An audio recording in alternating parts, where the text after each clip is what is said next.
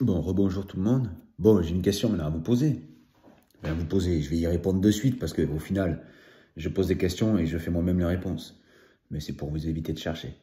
Enfin, pour vous éviter de chercher. C'est parce que j'ai la réponse que je vous pose la question. Parce que si je n'avais pas la réponse, je ne vous poserais pas la question. C'est quelque part, c'est logique. Parce que je me préfère Enfin, parce que les questions que je me pose, j'ai toujours les réponses. Donc au final... Alors, les questions que je me pose, je dis bien... Les questions inutiles, je ne les pose pas. Pour avoir des réponses inutiles, ça ne sert à rien. Donc, si vous voulez, dans la version de ce que l'on est aujourd'hui, le contact qu'on a avec l'humain, avec le corps, avec l'architecture du corps humain aujourd'hui, l'homme s'entête, depuis pas mal d'années, de créer des robots, de créer des corps à la ressemblance de l'homme. L'homme, avec son mental et avec ses créations matérielles, voudrait se recréer depuis cette version-là. D'accord? Il voudrait avoir les mêmes capacités que son créateur, son architecte, celui qui lui permet d'exister dans ce corps. Parce que l'homme n'a pas conscience. L'homme n'a pas conscience que le corps dans lequel il est incarné n'est pas son corps. Si c'était vraiment son corps, il aurait l'intelligence pour créer la vie, comme le corps physique crée la vie dans les testicules. Comment se fait-il qu'il n'a pas l'intelligence de recréer dans la réalité cette même chose?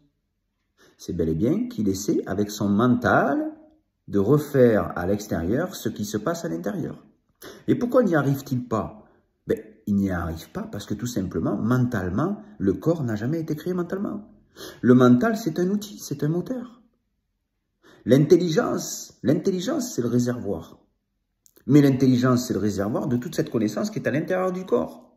Et pour fusionner avec cette intelligence, il faut aller chercher cette intelligence architecturale cosmique, c'est-à-dire aller chercher le divin créateur, celui qui nous a créé, accepté, qui est un être divin, un être supérieur à qui nous sommes nous mentalement, puisque mentalement nous sommes incarnés dans le corps, c'est mon corps, c'est mon corps, c'est mon corps, c'est mon corps. Oui, mais c'est pas toi qui l'as créé. Tu t'es incarné dans le corps, mais tu ne l'as pas créé. Si tu l'avais créé, comme je dis, tu serais capable de recréer un corps. Vas-y, montre-moi, prouve-moi que tu as créé le corps, recrée un corps matériellement. Tu ne peux pas, tu ne peux pas. On ne peut que fusionner avec cet esprit du créateur en acceptant qu'on a un créateur au-dessus, c'est-à-dire un esprit extraterrestre, puisqu'au final, ce qui est extraterrestre est intangible, au final, impalpable. Il est esprit, désincarné. Le créateur est tout autour de nous. Il est à la fois en nous, autour de nous, partout, en toutes choses. Mais pour se connecter à ce grand tout, vous savez, on dit diviser pour mieux régner. Mais c'est Dieu qui s'est divisé pour mieux régner, pas l'homme.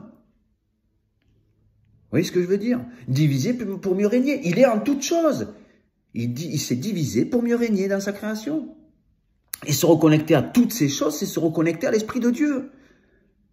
C'est ça le divin.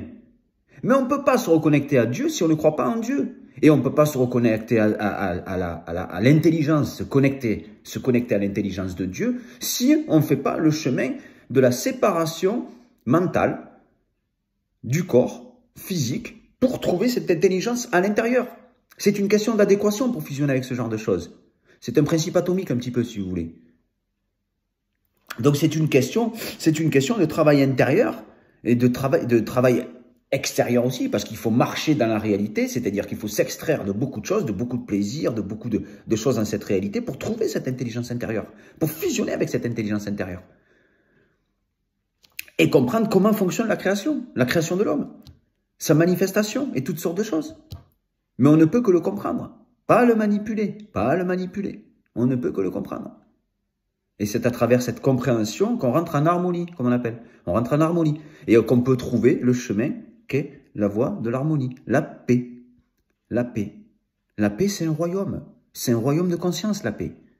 C'est pas juste un mot qui parle de contraire. Non, c'est un royaume de conscience, la paix.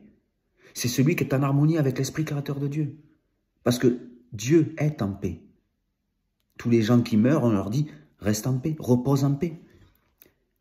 Parce que nous désirons être en paix. L'Esprit de Dieu est en paix. Bonne journée à vous.